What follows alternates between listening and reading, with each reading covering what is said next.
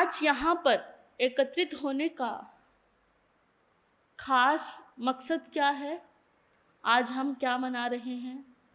दो महान चारित्र आत्माओं का व्यक्तित्व का गुणगान करने के लिए हम यहाँ एकत्रित हुए हैं।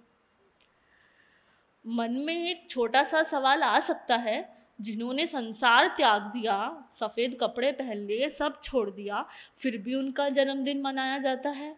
उनको जन्म से मरण से क्या लेना देना?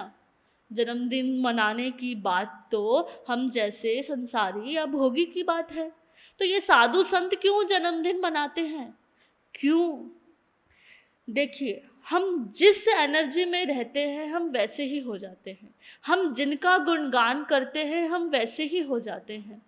संसारी का जन्मदिन मनाना, आपका जन्मदिन मनाना व्यर्थ के समान है, क्योंकि आप क्या कह रहे हो कि 1 साल और बीत गया, आपको कुछ नहीं पता, क्या हासिल किया, अध्यात्म में क्या आगे बढ़ोतरी हुई, कुछ नहीं, इच्छाओं से भरा हुआ वो साल एक और व्यतीत हो गया। लेकिन जब हम किसी गुरु का, किसी भगवंत का, किसी आचार्य का, गुरुनी मैया का जन्म दिवस या जयंती मनाते हैं तो क्या होता है? कुछ क्षण के लिए, कुछ पल के लिए, कुछ समय के लिए कुछ ना कुछ तो भीतर आता होगा। जब हम सुनते हैं कि आचार्य भगवान कैसे थे, तो मन में जाने ना आ जाने, आप अंदर इच्छा करो या ना करो, लेकिन एक भाव उत्पन्न होता है कि मैं भी वैसा बन जाऊं।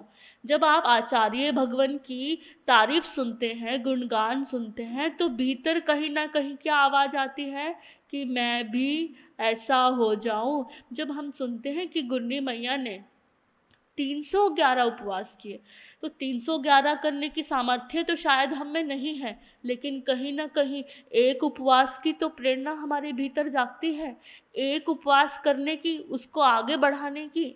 इसलिए हम गुरुओं का, भगवंतों का जन्म दिवस, जयंती ऐसे मौके मनाते हैं, ऐसी चीज़ों में एकत्रित होकर, ऐसे भावों से भरकर उनके गुणगान करते हैं, ताकि जो उनके जीवन में हो वो हमारे जीवन में भी आ जाए। गुरु कौन? आप सभी के जीवन में, ये बड़ी प्रैक्टिकल बात है, आपने बहुत सुना होगा गुरु ऐसे, गुरु ये, गुरु वो, लेकिन कभी कुछ भीतर ही नहीं जाता। आज बाहर के सवाई करके भीतर से एक सवाल पूछते हैं, गुरु कौन? आप लोग जितने भी बैठे हैं, छोटे बच्चे से लेकर बड़े बुजुर्ग तक, हम सबके जीवन में कोई ना कोई गुरु रहे हैं। हम सबके जीवन में किसी ना किसी का उपकार रहा है।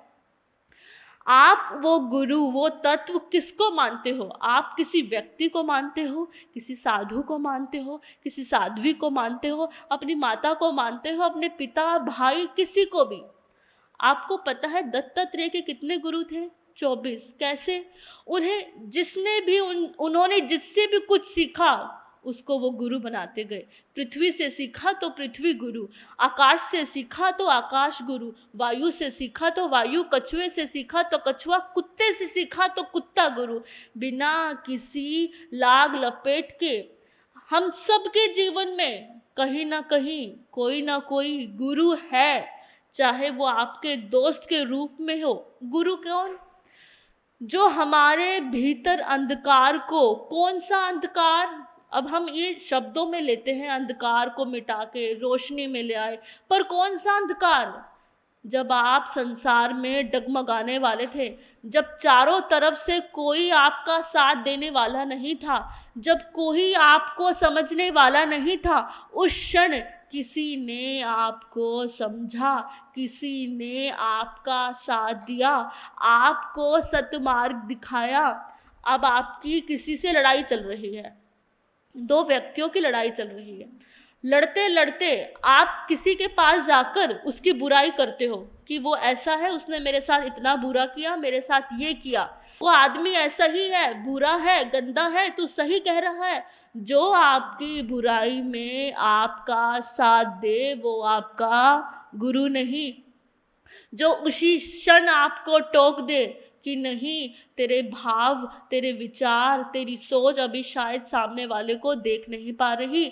अगर उसने जो किया वो उसके कर्म, लेकिन तू तेरा देख, तू अपने जीवन को देख, तू क्यों अपने आप को, अपनी इस एनर्जी में खुद को बर्बाद करता है। वो है आपका अपना गुरु।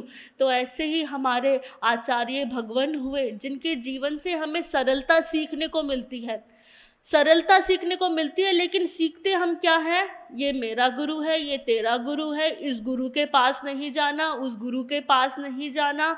ये एक गुरु हमारा पिता हो गया तो दूसरा हम पिता बना नहीं सकते, ऐसा नहीं होता। जो भी आपके जीवन का उद्धार कर दे, जो भी आपकी इच्छाओं को पूरा नहीं, जो भी आपकी इच्छाओं को खत्म कर दे, उसका वास्तविक रूप आपको दिखा दे, वो गुरु है। तो आज इस प्रसंग पे आप सभी अपने अपने गुरु को बचपन से लेके आज तक जिसने भी आपके ऊपर कोई सत्य गुरु का एहसान किया है, आप सब उन्हें नमन करना।